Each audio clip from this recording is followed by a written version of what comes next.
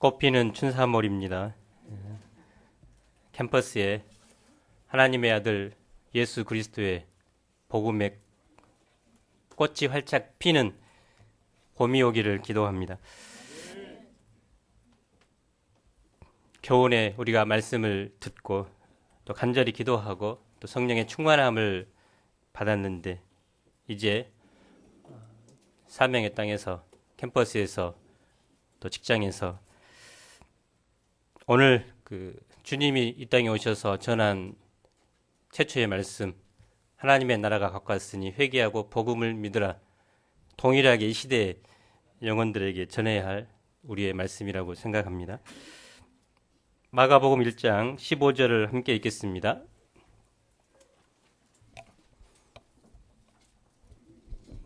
시작.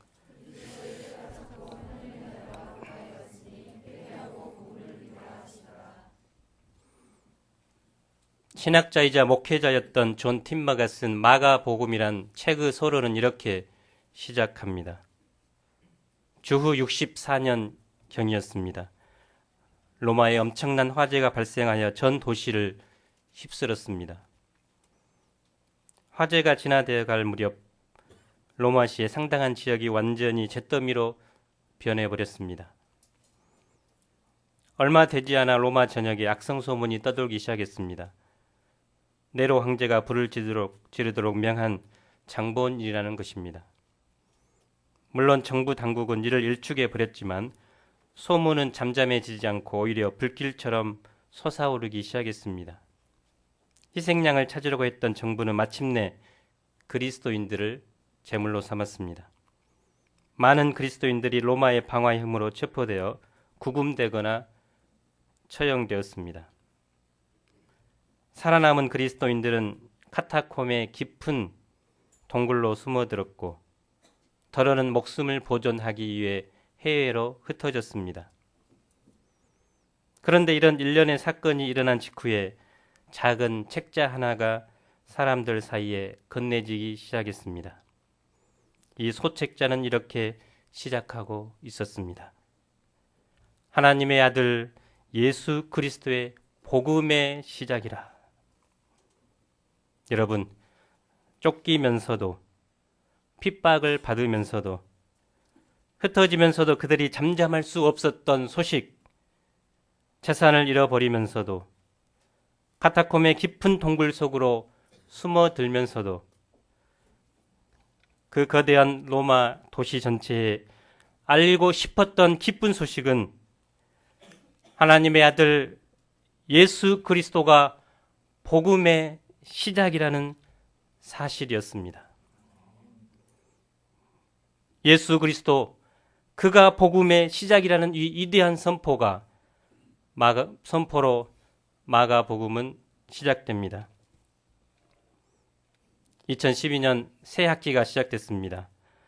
우리의 마음과 캠퍼스에 예수 그리스도를 통해 새로운 시작이 오기를 기도합니다. 특별히 이 시간 하나님의 나라가 어떻게 또한 누구에게 임하는가 배울 수 있기를 기도합니다. 우리 1절을 다 함께 읽어보겠습니다. 시작.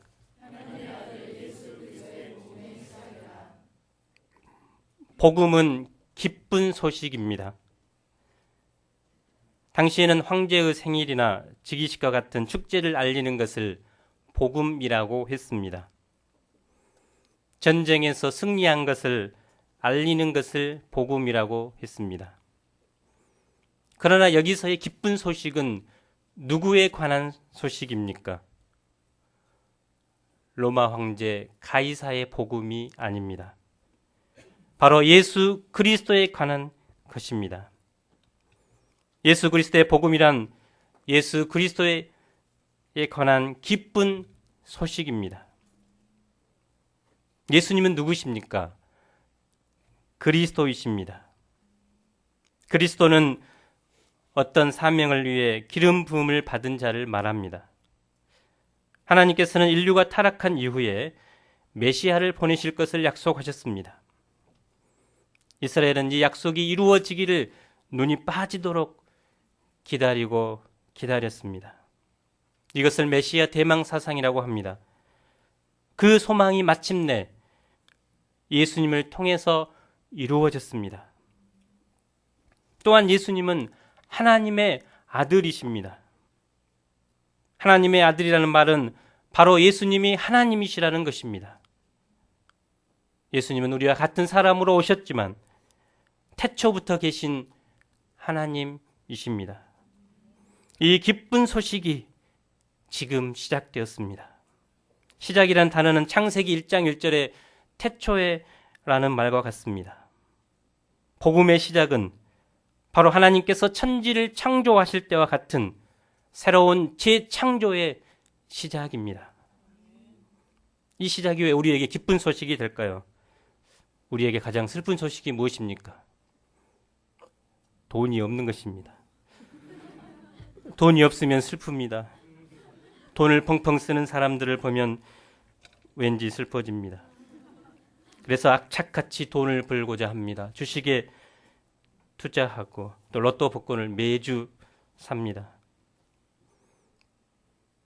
또 주위를 돌아볼 때 애인 같은 것이 없으면 슬픕니다. 자기보다 못난 친구가 애인을 만들어서 폼 잡는 것을 보면 슬퍼집니다. 영어를 잘 듣지 못하고 말하지 못하는 것도 슬픔 중 하나입니다. 그러나 이 모든 것들과 비교할 수 없는 슬픔이 있습니다. 죄와 또 그로 인한 죽음입니다. 인간이 영원한 고통의 장소인 지옥에 떨어진다는 사실입니다. 이 슬픔을 누가 기쁨으로 바꿀 수 있을까요? 하나님의 아들이시며 그리스도이신 예수님께서 바꿔주십니다. 예수님께서 십자가에서 우리 죄를 대신해서 죽으심으로 바꾸셨습니다. 누구든지 이 주님을 믿으면 더 이상 죄와 죽음에 매이지 않습니다. 더 이상 슬픈 삶을 살지 않습니다. 슬픔이 물러가고 기쁨이 찾아옵니다. 사람다운 삶을 살게 되고 행복한 삶을 살게 됩니다.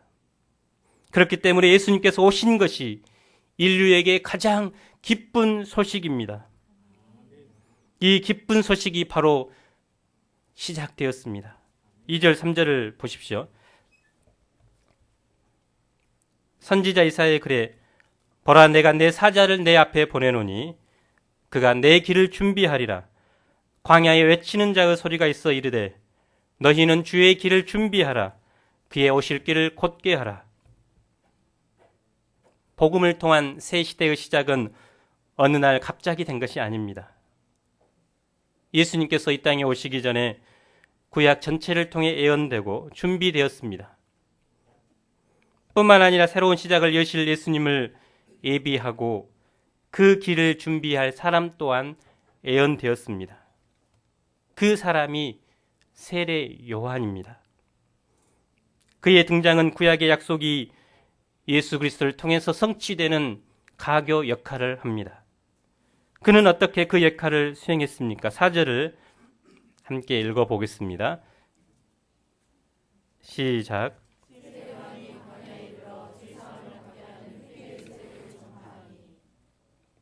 세례 요한은 참으로 매력적인 인물입니다. 그는 어렸을 적 부모를 여의고 광야로 나갔습니다. 광야의 뜨거운 태양빛으로 인해 그의 얼굴은 검게 그을렸고 몸에는 아무렇게나 자란 털로 뒤덮였습니다. 그는 새 속에 물들지 않는 순수함과 야성을 가지고 있었습니다. 그는 아무도 없는 광야에서 고독과 싸우며 하나님의 사람으로 준비되며 엘리야의 심정과 능력을 덧입었습니다. 그는 하나님의 사랑의 품에 안기어 결혼하는 것도 잊어버렸습니다. 그에게는 타락한 그 시대를 향해 전하지 않으면 견딜 수 없는 하늘의 메시지가 있었습니다. 어느 날 그는 긴 침묵을 외치고 침묵을 깨고 이렇게 외쳤습니다. 회개하라 천국이 가까웠느니라. 그의 메시지는 영혼의 죄를 부수는 불방망이와 같았습니다. 그의 메시지는 온 나라를 뒤흔들었습니다. 5절을 보십시오. 온 유대 지방과 예루살렘 사람이 다 나아가 자기 죄를 자복하고 요단강에서 그에게 세례를 받더라.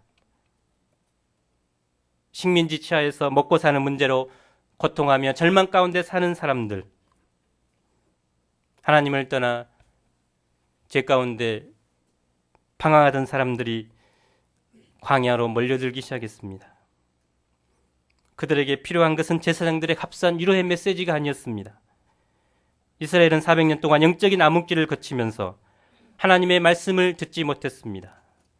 그들은 하나님과 화목하지 못한 데서 오는 영혼의 갈증을 느꼈습니다.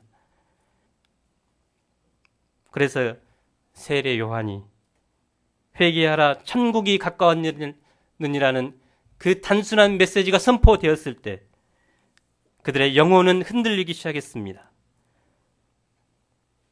자기 죄를 자복하고 세례를 받았습니다. 이를 보면 사람들에게 정말 필요한 것은 회개의 메시지임을 알 수 있습니다. 회개라는 단순한 메시지가 사람의 영혼을 살릴 수 있습니다. 하나님의 나라가 임하는 그 첫걸음도 회개에서부터 시작됩니다. 그런데 우리는 무서워서 회개의 메시지를 잘 전하지 못합니다. 하지만 사람을 진정으로 살리는 것은 그 사람이 회개하고 하나님께서 주시는 영혼의 평안함을 누리도록 하는 것입니다. 사람들은 세례 요한의 그 메시지를 듣고 그들이 그토록 소망하던 메시아인 줄로 착각했습니다. 이에 대한 요한의 자세가 어떠했을까요? 6절을 보십시오. 함께 읽어보겠습니다. 시작.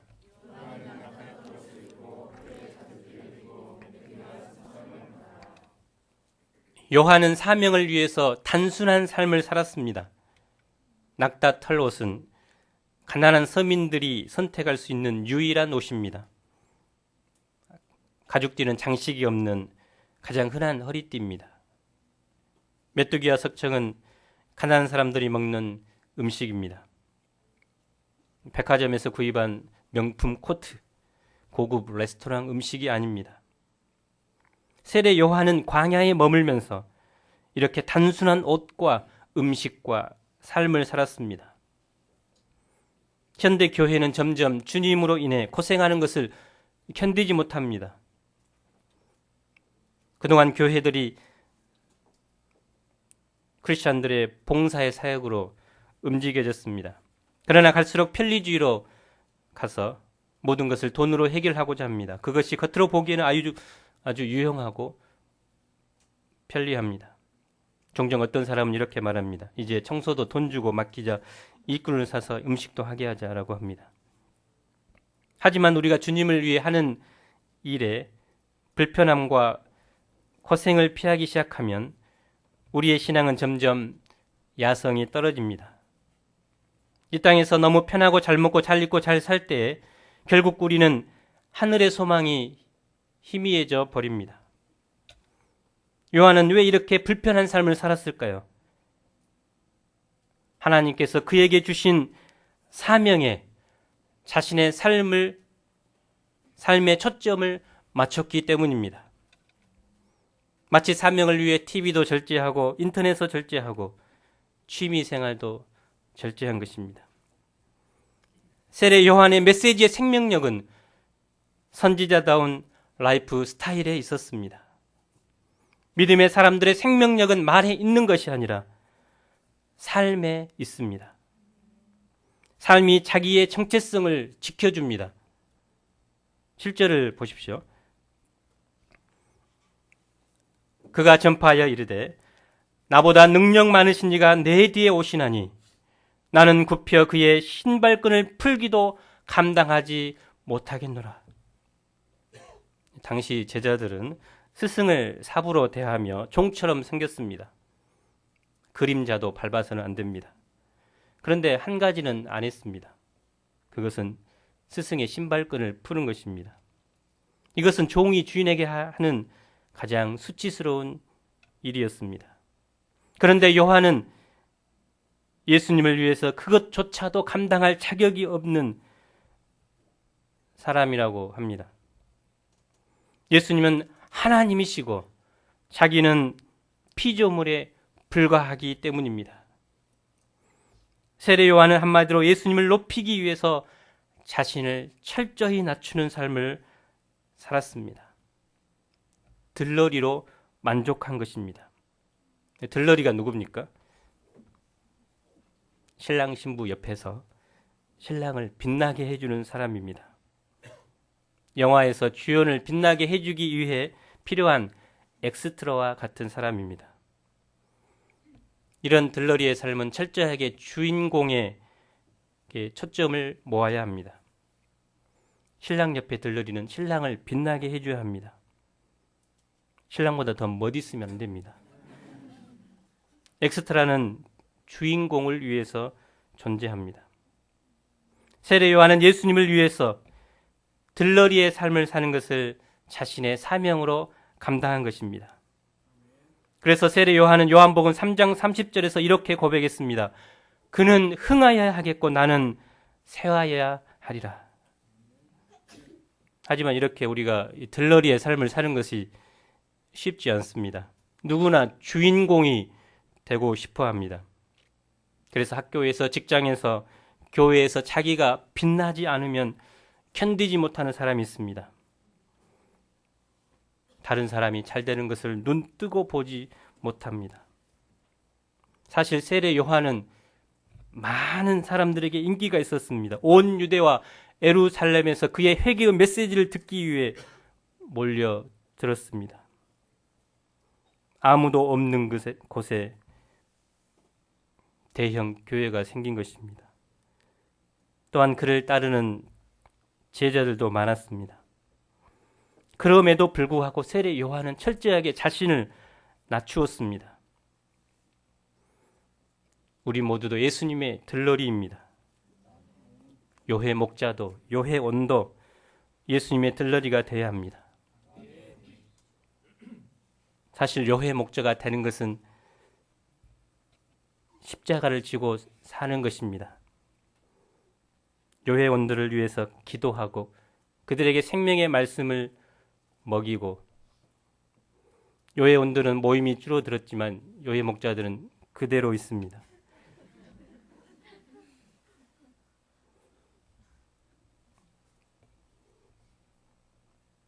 그런데 요해 목자들이 예수님과 같이 빛나기 위해서 그런 것이 아니라 요해 원들보다 더 낮아져서 주님을 섬기고 주님을 자랑하기 위해 스스로 이 직분을 감당한 것입니다.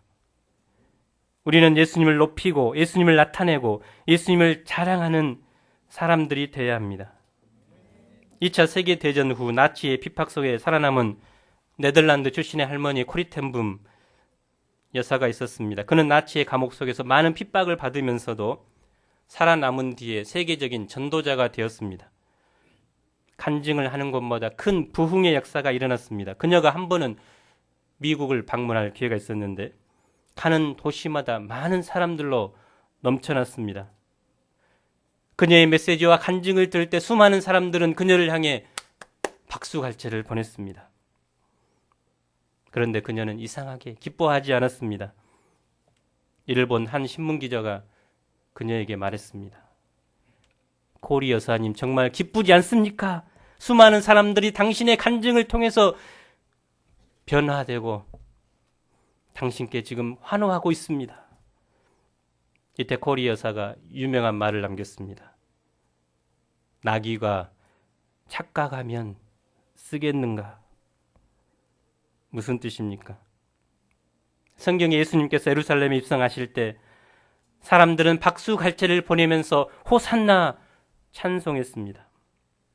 그것은 예수님을 향한 갈채였습니다.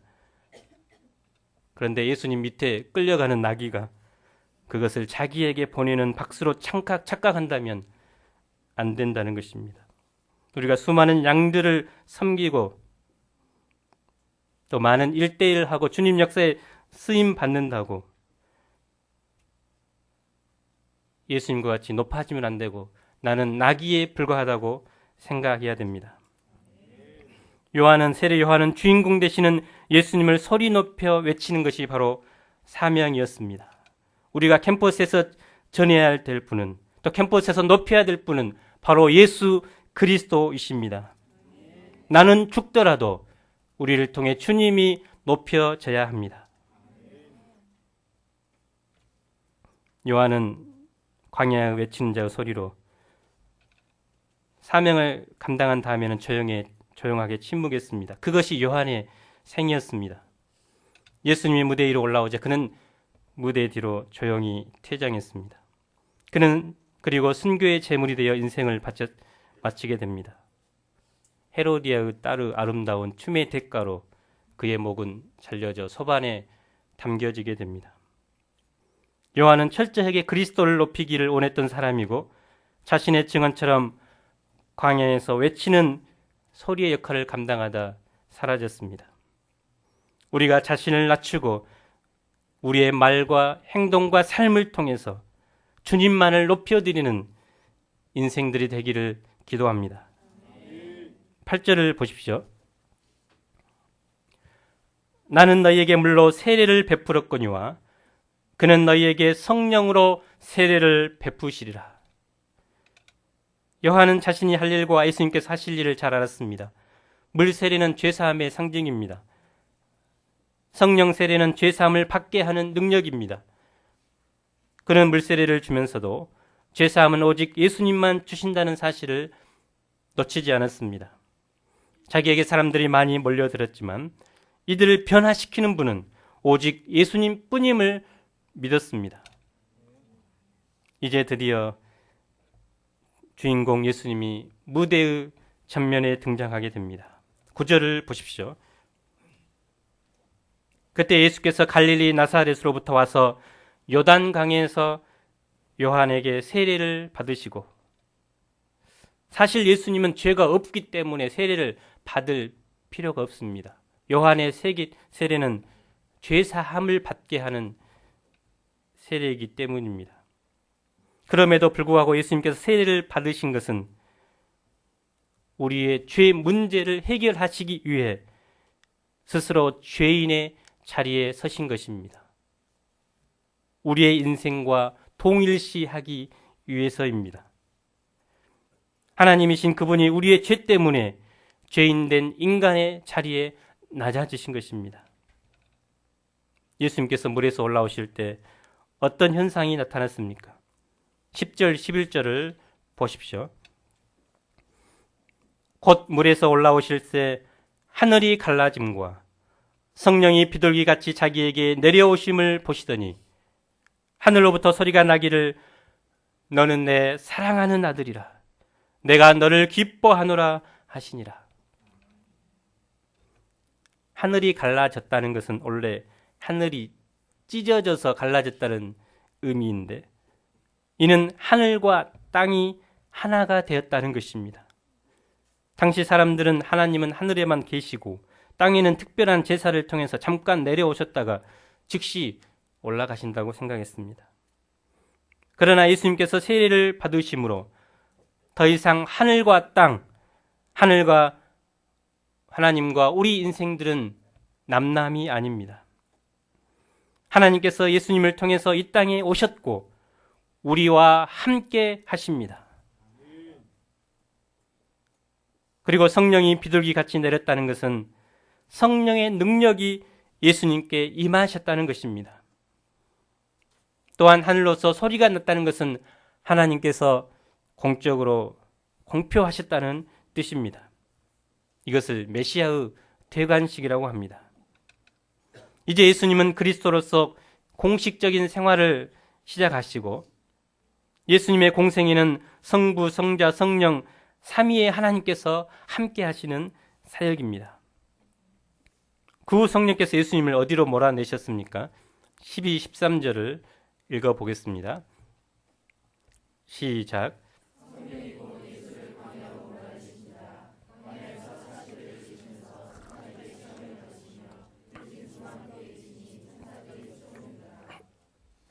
예수님은 하나님이시기 때문에 사탄에게 시험 받으실 필요가 없습니다. 그런데도 왜 시험을 받게 하신 것입니까? 사탄과의 싸움은 예수님께서 하실 사역의 방향에 대한 밑그림입니다. 예수님의 전체 사역은 사탄과의 끊임없는 전쟁이었습니다. 그 궁극적인 목적은 사탄에 대한 완전한 승리였습니다. 예수님은 그 전초전으로 사탄과 싸우셨고 이기셨습니다. 예수님께서 당하신 시험은 첫사람 아담이 겪었던 것입니다. 아담은 하나님의 말씀에 대한 절대성을 놓쳐버렸습니다. 말씀대로 사는 것이 너무 힘들고 피곤했기 때문입니다. 그는 쉬워 보이고 좋아 보이는 사탄의 속삭임에 빠졌습니다. 이런 시험은 이스라엘이 지금 겪고 있는 것입니다. 그리고 오늘 우리가 겪고 있는 현실입니다. 유럽은 지금 무슬림이 사막의 폭풍처럼 휩쓸고 있습니다. 한 가지 아이러니는 무슬림의 그 절대적인 율법주의가 어떻게 먹히고 있느냐는 것입니다. 그동안 유럽의 기독교는 세상과 타협했습니다. 편하게 살고 즐기는 신앙생활이 주류였습니다. 처음에는 그것이 좋았지만 갈수록 힘이 없어졌습니다. 좋은 게 좋은 것이라는 것이 정말 좋은 것인 줄 알았습니다. 하지만 결정적 순간에는 아무것도 아니었습니다. 사탄의 혼합주의에 순수한 기독교가 먹혀버린 것입니다. 그래서 그들은 이제 다른 절대적인 것을 원하고 있습니다. 그런데 안타깝게도 절대적인 율법주의인 무슬림에 빠졌습니다. 기독교가 절대성을 잃어버리니 무슬림이 그 자리를 차지해 버린 것입니다. 무슬림은 2020년까지 한국을 동북아의 거점으로 만들고자 하고 있습니다. 그래서 곳곳에 사원을 만들고 또 법을 통과시키고자 하고 있습니다.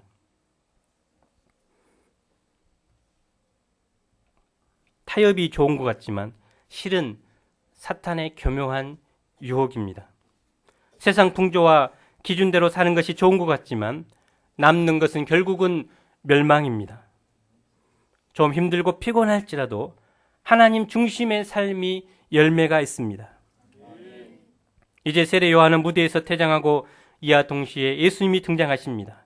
이 시대가 지나가고 새로운 시대, 구약 시대가 지나가고 신약 시대가 밝아옵니다. 이제 서곡은 사라지고 제1막이 시작되는데 요한은 무대 뒤로 완전히 사라지고 주인공 예수님이 무대 중앙으로 나타나셨습니다. 14절을 보십시오. 함께 읽어보겠습니다. 시작.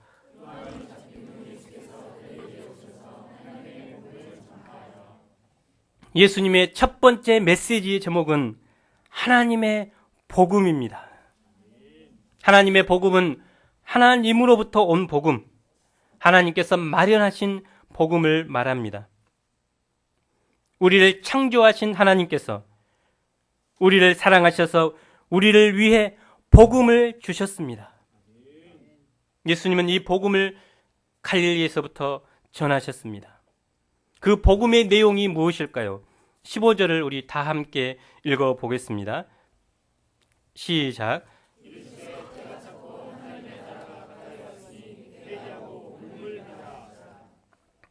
때가 찼다는 말은 하나님께서 준비하신 그 때가 되었다는 것입니다.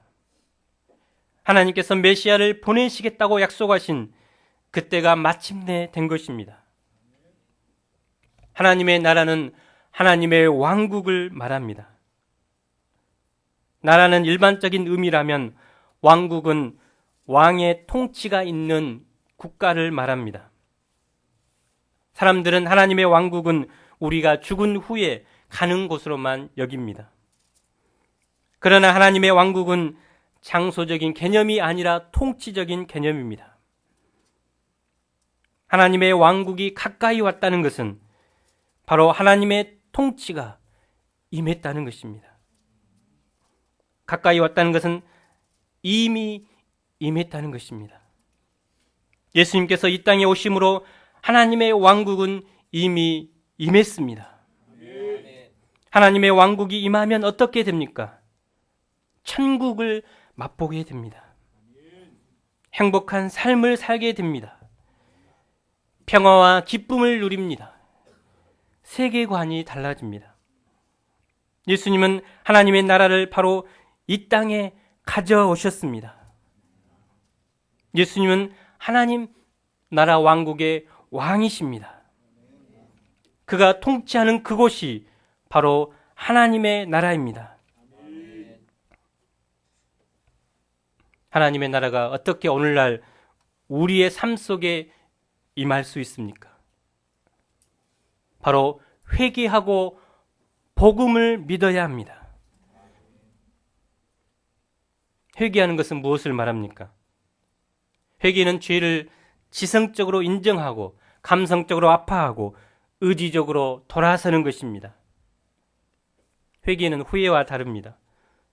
후회는 과거의 잘못에 대해 아파하지만 미래의 바른 삶을 살겠다는 변화를 거부하는 것입니다. 사람들은 후회는 많이 하지만 회개는 하지 않습니다. 회개는 과거의 죄를 인정하고 아파하고 이제는 그렇게 살지 않겠다고 결단하는 것입니다. 끊어야 할 것을 끊고 하나님이 원하시는 삶으로 돌아서는 것입니다. 자기 중심적이고 자기 스스로 조종하는 삶에서 하나님의 말씀에 순종하는 삶을 사는 것입니다. 이것은 복음을 믿는 것으로 나타납니다. 믿는다는 것은 단순히 지적 동의를 가리키지 않습니다. 전적인 신뢰와 헌신을 말합니다. 복음을 믿는다는 것은 내가 내 삶의 주인이 되는 것을 포기하고 예수님을 내 주인으로 모시는 것입니다.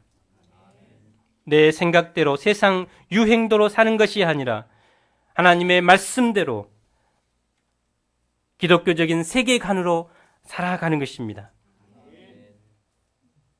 지금까지 돈을 따랐던 사람은 돈 대신 예수님으로 삶의 방향을 바꿔야 합니다.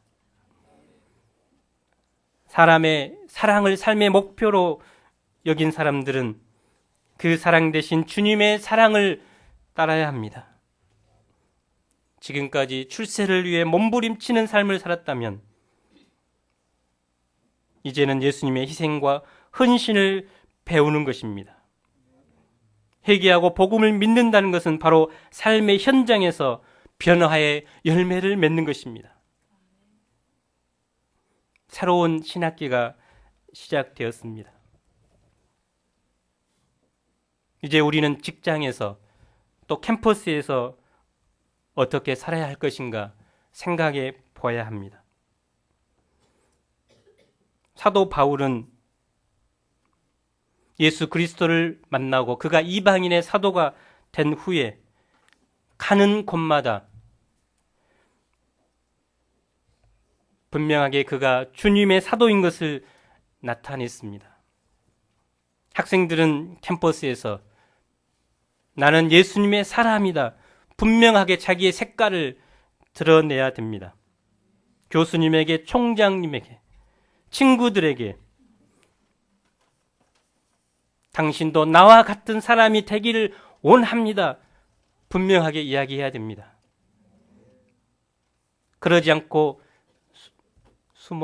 숨어들 때, 자신을 나타내지 않을 때 그 신앙은 병들게 되고 영향력도 끼칠 수 없습니다. 이제 우리는 공격적인 또 적극적인 신앙생활을 해야 되고 주님을 증거하는 삶을 살아야 되겠습니다. 회개하고 믿을 때 그곳에 하나님의 나라가 임합니다. 우리는 캠퍼스 영혼들이 회개하고 예수님을 영접함으로 조선대가 하나님의 나라가 임하기를 간절히 소망합니다. 그런데 그들은 이 축복을 모를 것입니다. 내일 당장 캠퍼스에 나가서 회개하고 복음을 믿으라는 이 생명의 말씀을 전할지라도 그들은 그 의미를 모를 것입니다. 모르기 때문에 회개하지도 않고 믿지도 않을 것입니다. 아니, 관심조차도 없는 경우가 더 많을 것입니다. 그렇다고 해서 우리가 그들을 내버려 둬야 합니까? 우리끼리만 이 축복을 누리고 말아야 할까요? 그럼에도 불구하고 우리는 이들에게 피 묻은 예수 그리스도의 십자가 복음을 증거해야 합니다. 왜냐하면 예수님께서 또 수많은 믿음의 선진들이 그런 삶을 살았기 때문입니다. 우리 중 누구도 처음부터 예수님에 대해서 관심을 가진 분은 없습니다. 우리 훌륭한 나 세 번 목자님도 신체 검사 때 목자님을 만나고 딱 한 번 하고 그 뒤로 연락 끊으겠다고 굳게 결심했지만 말씀 공부에 은혜 받고 밥을 사주니까 계속 나왔다고 했습니다. 그냥 오라면 올 것 같은 저 사람도 복음에 대해 전혀 관심이 없었습니다. 우리가 다 그런 사람입니다. 하지만 목자의 사랑, 목자의 눈물의 기도 때문에 성경 공부를 하게 되었습니다. 그리고 예수님께 관심을 가졌습니다. 예수님이 없이는 죽고 못 사는 사람으로 변화됐습니다.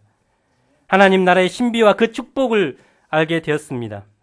세상의 잔재미보다 더 크고 위대한 영혼의 기쁨을 누리고 있습니다. 그 결과 이제 우리가 이렇게까지 성장했습니다. 우리에게는 빚진 자의 마음이 있습니다. 우리가 캠퍼스에 올라가는 것도 이 빚진 자의 마음 때문입니다. 또한 영혼에 대한 주님의 마음을 알기 때문입니다. 저는 지난주 금요일날 기도하면서 죄악된 이 시대의 세례 요한처럼 분연히 일어나서 회개의 메시지를 전하는 선지자적인 목자들이 필요함을 깨닫게 되었습니다. 광야 같은 캠퍼스에서 복음의 깃발을 흔들고 예수님의 이름을 찬양하는 군대와 같은 자들이 조선대 전역에 일어나도록 기도했습니다.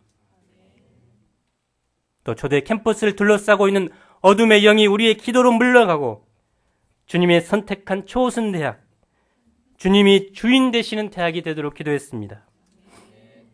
하나님께서는 저에게 내 입을 넓게 열라 내가 채우리라 말씀을 주시고 구원이 필요한 12명의 영혼을 위해서 섬기고자 하는 소원을 주셨습니다. 우리가 성령의 검인 진리의 말씀과 기도의 능력을 덧입어야 되겠습니다. 2000년 전뿐만 아니라 오늘날 이 시대에도 복음이 모든 믿는 자에게 구원을 주시는 하나님의 능력이 됨을 확신하고 내일부터 시작되는 캠퍼스 복음 역사에 헌신할 수 있기를 기도합니다. 하나님을 사랑하고 진리에 목마른 영혼들이 캠퍼스 전역에서 몰려옴으로 캠퍼스 개척의 새로운 원년이 되기를 기도합니다. 요절 말씀으로 1장 15절 읽겠습니다. 시작. 이르시되 때가 찼고 하나님의 나라가 가까웠으니 회개하고 복음을 믿으라 하시더라.